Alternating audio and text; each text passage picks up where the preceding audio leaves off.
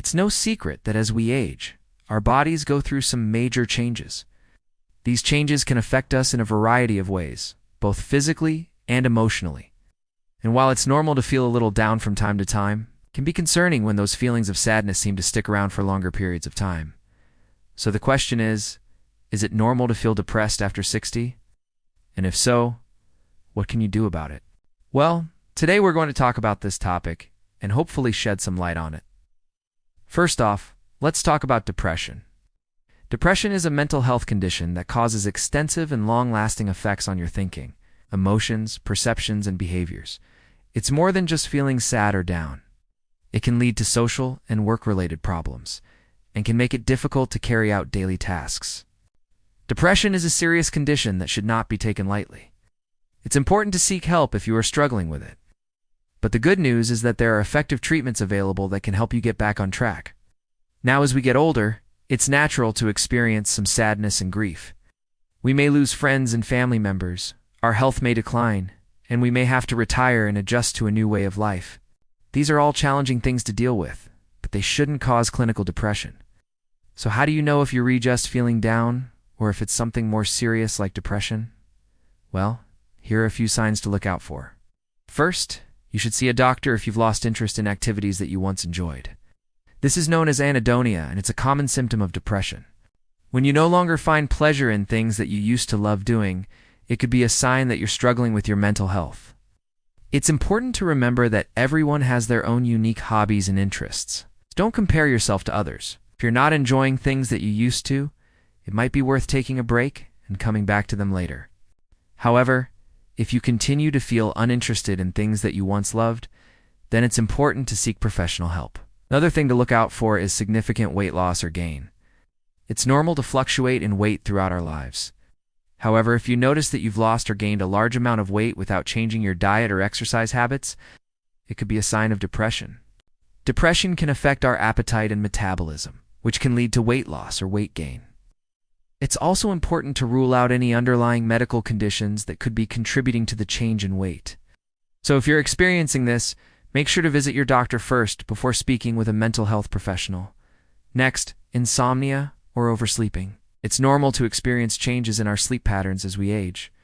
However, if you're struggling to sleep at night or find yourself sleeping much more during the day, it could be a sign of depression.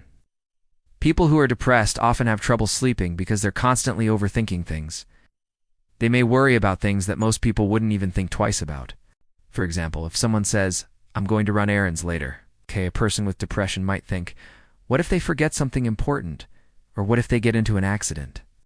These thoughts can keep them up at night and prevent them from getting a good night's sleep. Moving on, we have lack of concentration. Our ability to focus and pay attention can decline as we age. However, if you're finding it difficult to concentrate on everyday tasks, it could be a sign of depression. Depression can affect our ability to focus because it causes us to overthink things. When we're constantly worrying about things that are unlikely to happen, it can make it difficult to concentrate on the task at hand.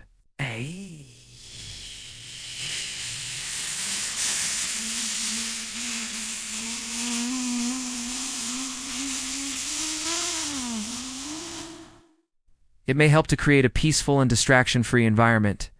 Try to focus on your breath and let all the other thoughts drift away. Another sign to look out for is feelings of worthlessness. As we get older, it's normal to start thinking about our legacy and what we've accomplished in life. However, if you're feeling worthless or like you're not contributing anything to society, it could be a sign of depression. Depression can make us feel bad about ourselves because it can cause us to focus on our negative qualities and ignore our positive ones. If you're feeling worthless, try to focus on the things that you do well and the positive contributions you make to the world. Lastly, we have thoughts of death or suicide. As we get older, it's natural to think about our mortality. However, if you're having frequent thoughts of death or suicide, it's important to take these thoughts seriously and seek help right away. Thoughts of death or suicide are never okay, and it's important to reach out for help if you or someone you know is struggling with these thoughts. There are resources available to help you cope with these thoughts and get the support you need. Now, if you're over 60 and experiencing one or more of these symptoms, it's important to seek professional help. Depression is a serious condition that requires treatment, but with the right help, you can get better. A mental health professional can help you identify the underlying causes of your depression and develop a treatment plan to address those issues. There are several types of therapy that can be effective in treating depression, so work with your therapist to find the one that's right for you. But what if you don't want to go to therapy or you can't afford it? Well, there are still some things that you can do to help improve your mood. First, staying active is important for both physical and mental health. Exercise releases endorphins, which have mood-boosting effects. Even just a little bit of activity each day can make a difference. Next, eat a healthy diet. Eating healthy foods such as fruits, vegetables, and whole grains can help improve your overall health and well-being. It can also help stabilize your mood.